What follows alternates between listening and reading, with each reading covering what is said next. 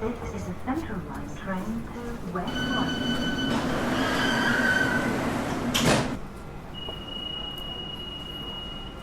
Ladies and gentlemen, exponential technology is changing the way we live, work, and play. But the human mind does not deal with exponential thinking very well. We are seemingly on the first step of a staircase that promises to carry us into an unknown future that many of us are simply not prepared for.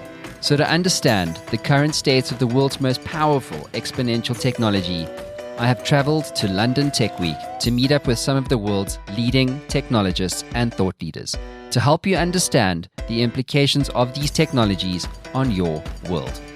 My name is Matt Brown, and this is The State of X.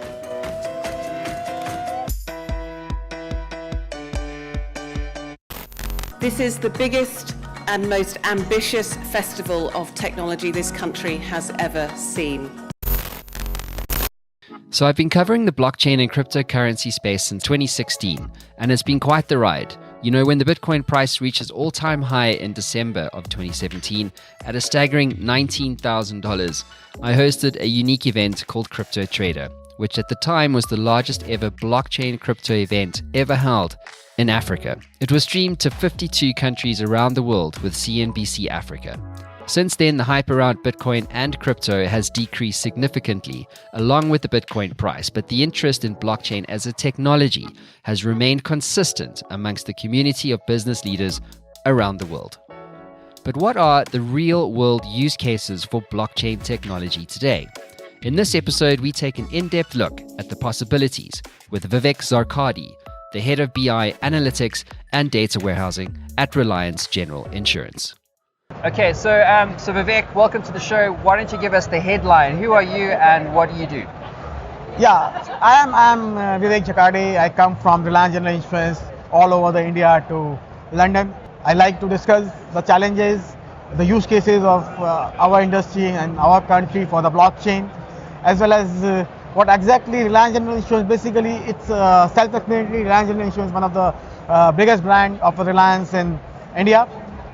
We are doing a lot of business, and to enhance our business, we are looking out the new technologies, which is of course AI, machine learning, RPA, and of course we don't like to get away from blockchain. Yeah, so blockchain is a new technology which we are looking out, and you know that data is the new fuel, and we like to use this new fuel in a better way now. Okay, so demystify the state of X as it relates to blockchain. What is the current state of blockchain today? There was a big run when the Bitcoin price kind of flew up and everyone was trying to trade and get rich in this new kind of gold rush, or this digital cryptocurrency gold rush.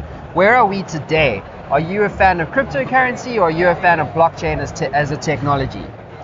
Of course, that's a myth about the cryptocurrency. Cryptocurrency is just one of the technology of a blockchain. You cannot take cryptocurrency as a blockchain. Blockchain is a huge.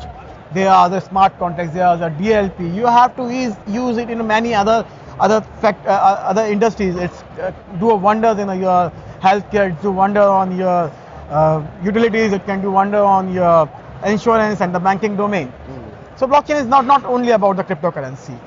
One thing which I can say that yes, we are right now a toddler, and from the perspective of the blockchain, and if you can see overall world, the data of the world, only 0.5% people are using a blockchain overall the world, and it might get increased to 2% by the end of 2020. Is that all? 2%? Yeah, of course. Why so low? It's exponential technology. Surely it should be adopted faster? It should get adoption, but when we started, if you can see, when 2015 the technology, it of course started in 2018, but in 2015 when cryptocurrency comes into the picture and it gets failed, people get shocked. They are not able to define their ROI, and when last year 2018 people realized that cryptocurrency is not only about the blockchain. Blockchain is much better than this. Yes. You can do a lot of things. So this is the year where the normalization is taking place. Yes. Now we are into the phase of normalizations. Once the normalization takes place, around 2020 we will come with some better use cases, with better some implementation, with better ROI. So few people just because they failed in the cryptocurrency, they are now afraid to use a blockchain in their organization. Few people who understand what exactly the blockchain are now moving towards to the another ROI. But it depends upon the size of the organizations, the quality of the data you have, the resources you have, because it's not necessary that you have a technology, you know the technology is in the air, but how you can use it, because security is one of the vulnerable part of that. Regulatory also comes into the picture for the banking and the insurance industry. Other than that, data accuracy, data security, these are the factors, and getting the right resource. Yes. These are all the biggest challenge which we are facing, and everybody is facing in the world. Not only we, everybody is facing in the world, and getting all this on one place, and then cooperation with some other industries like banking. Banking is a very corporate and united place where all the bank people are coming and doing something on the blockchain. But still in the insurance we are struggling. Yes. Let's talk about insurance specifically. What are some of the use cases? Because you in insurance specifically, obviously coming from Reliance Insurance. So because it is interesting, there's always this talk about the promise of blockchain as a technology, the promise of cryptocurrencies and the tokenization of the internet, smart contracts, and this revolution in all kinds of businesses and all kinds of industries, but we've yet to really see that manifest. Do you know what I mean? It was like there was so much hype, and then it's just all kind of become really kind of, I don't know, what's the word, just kind of like still compared to where it was.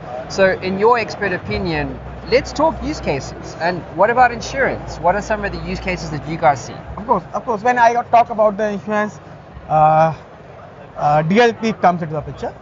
And when I say DLP, it's a smart contract. So I can just mention the three use cases right now. One is the client onboarding, one is the underwriting process, and third thing is the claim settlement. Okay, go. So these three are the critical. There are many use cases there, but these three right now is the biggest challenges for us as into the industry, and we are like to focus on this with the new blockchain technology.